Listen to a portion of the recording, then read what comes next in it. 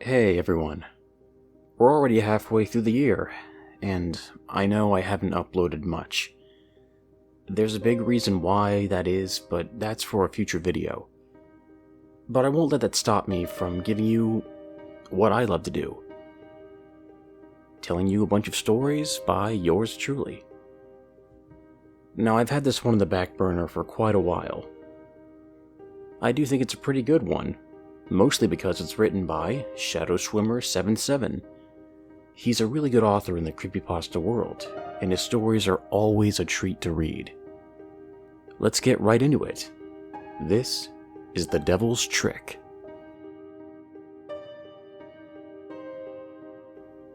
Enjoy!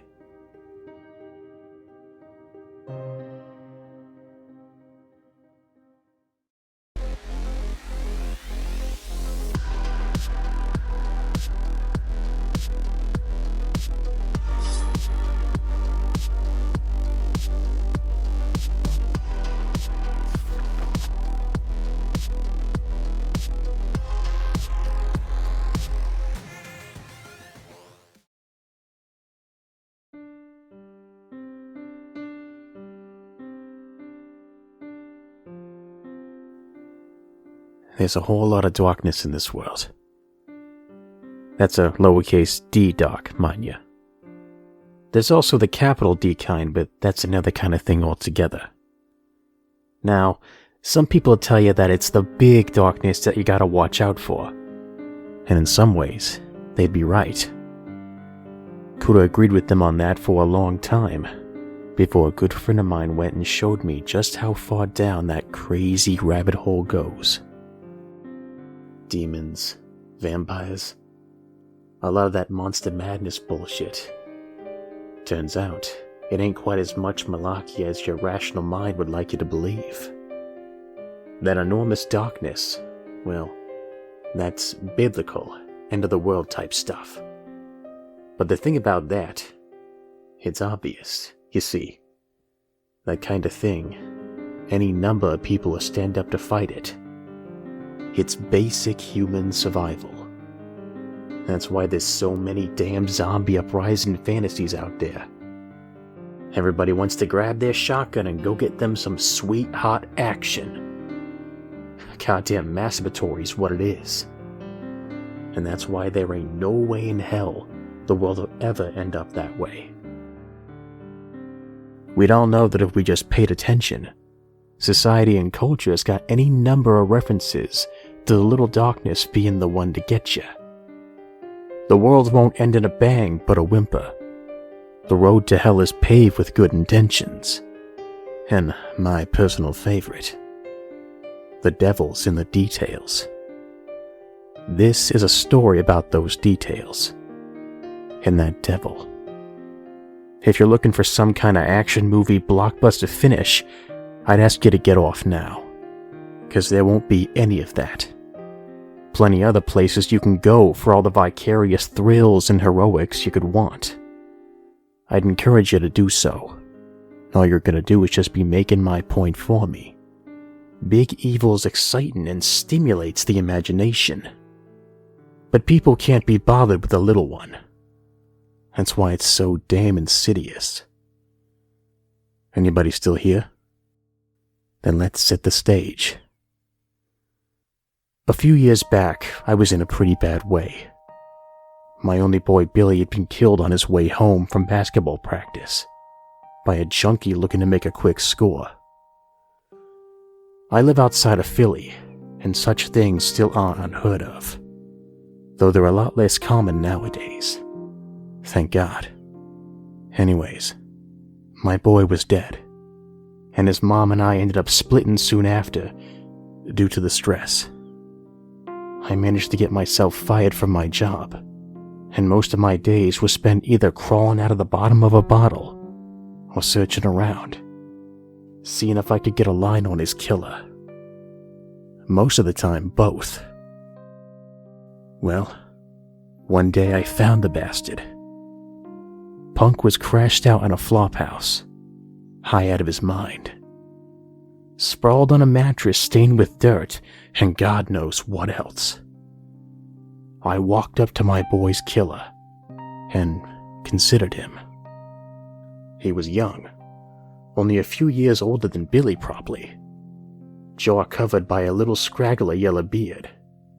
He was wearing this stupid knit cap, a whole bunch of striped colors. It's how I knew for sure I had the right guy. That cap was the only detail the one witness of my boy's murder could remember.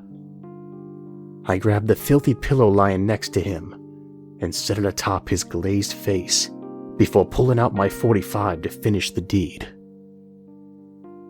I sat there for what felt like forever, but was probably only a minute or two. The barrel of my gun making a depression in the pillow where I was pushing it down against his forehead. It's not like we were the only people in the room. All around me were a bunch of other junkies crashed in various stages of fucked up. But at the same time, it was just him and me and the gun. My hand was shaking from fear and rage and adrenaline. And there was this little kernel of blackness somewhere inside my chest just screaming at me to pull the trigger. And somehow, some way, I didn't. I stumbled out of the crack house feeling like a balloon that had all of its air let out, just totally drained. It ain't that I had never killed before. I got plenty of that in a handful of tours in Iraq. But this would have been the first time I committed murder. And brother, if you don't think there's a difference, then you gotta spend some more time thinking on it. So, by the grace of God, or just dumb luck, I managed to save my soul from the devil for another day. The experience managed to scare me straight. The thought of what I'd almost done, and what my life had nearly turned into, was enough to make me want to puke. I vowed then and there I was gonna make a change. Fast forward about 12 months. Ever so gradually, I managed to pull my life out of the gutter. I'd cut back significantly on the drinking, and thought about going to meetings in the basement of a local church, but ultimately decided against it. I figured I had it under control, and really didn't feel like sharing my story just yet. Things just kept getting better, and after a few months, I even got a job as a security guard for this Holt-Detolt high school down the main line. About that time's when Johnny gave me the call. I was good friends with a guy, Jack, or at least had been back in the day. We'd broken our teeth in the army together, gone through basic, and a first deployment in the same unit, thick as thieves. We'd been out of touch for the better part of a decade, but more just because our lives had grown apart than there'd actually been any kind of falling out. We got assigned to different stations. Jack got out, and I stayed in. Life happens. You feel me?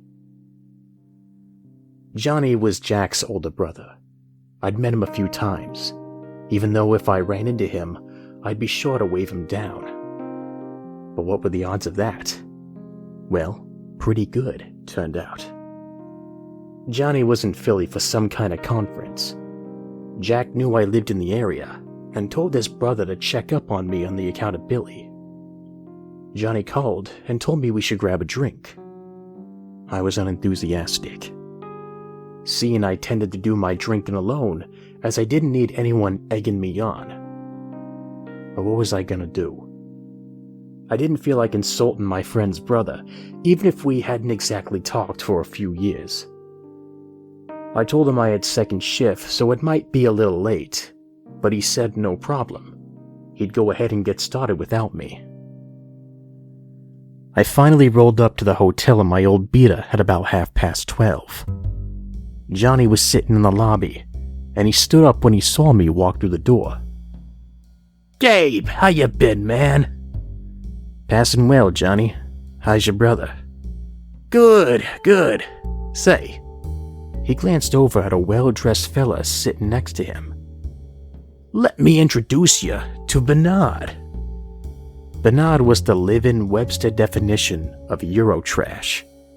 Fake tan, stupid short-ass stubble beard, tailored German suit, spoke 3 languages, and could be a pretentious dick in all of them.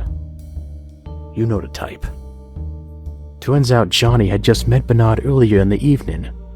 The guy was Polish, but working for a Swiss branch of Johnny's company. This conference was his first time in America, and he was looking to get fucked. Or at the least, very fucked up. Johnny asked if I'd mind if Bernard had come along for the ride, and I grudgingly said no problem. Now, it was midnight on a Wednesday, or Thursday I suppose, so we had to drive around a bit before we found somewhere we could get a beer. The name of the establishment we ended up at was the Fireside, though why I couldn't tell you, because there wasn't anything like a fireplace inside. It was a total dive. I'd been in plenty like it in my army days, and just walking in, I could tell we should probably just think about heading back the way we came. But Johnny was insistent that we wouldn't be able to find a better place, and Bernard figured that it would give him the real American experience he was hoping for. So that was settled. Johnny and Bernard were already well on their way to a pretty solid headache the next morning from their pre-game at the hotel. They picked up right where they left off, with Johnny asking the Polacs pretending to be a bartender what kind of microbrews they had. She gave him this look that would curdle milk. The only other folks in the bar were a handful of locals shooting pool on the other side of the room that were already eyeing us up. I felt the hairs on the back of my neck start to stand up, a feeling I was all too familiar with from my time in this saddest city. Johnny, I seriously think that we need to think about going. Ah, come on, Gabe, 1 drink. Fine. I nodded at the barkeep. 3 buds. She gave me something like a smile on a barracuda before setting 3 red and white cans in front of us. And so we settled in.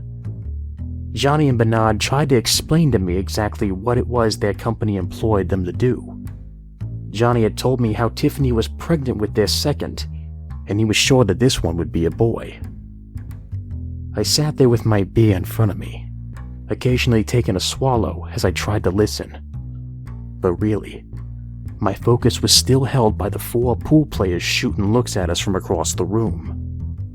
I did some mental math, nodding along with the conversation. I figured I could take 2 of them, sure, and Johnny could maybe handle 1, but Bernard couldn't punch his way out of a wet paper bag. I wasn't liking the odds. I started to interrupt Bernard, who was telling us all about his daily workout routine, when one of the locals finally decided to make his way over. You foreign? He looked at Bernard, the smell of booze giving away the fact he was well into it. From experience, I could tell he was looking for a fight. Bernard's here from Switzerland, Johnny said. Actually, Bernard slurred, I'm from Poland. Well, shit. Our new friend grinned maliciously. My wife's half Polish. Hey, asshole. He turned to Johnny. Why you gotta say he's Swiss if he's a Polak? You can't go around disrespecting people like that. The booze slowed Johnny's normally quick wit. I mean, he works in Switzerland. Nah, it's alright, it's alright.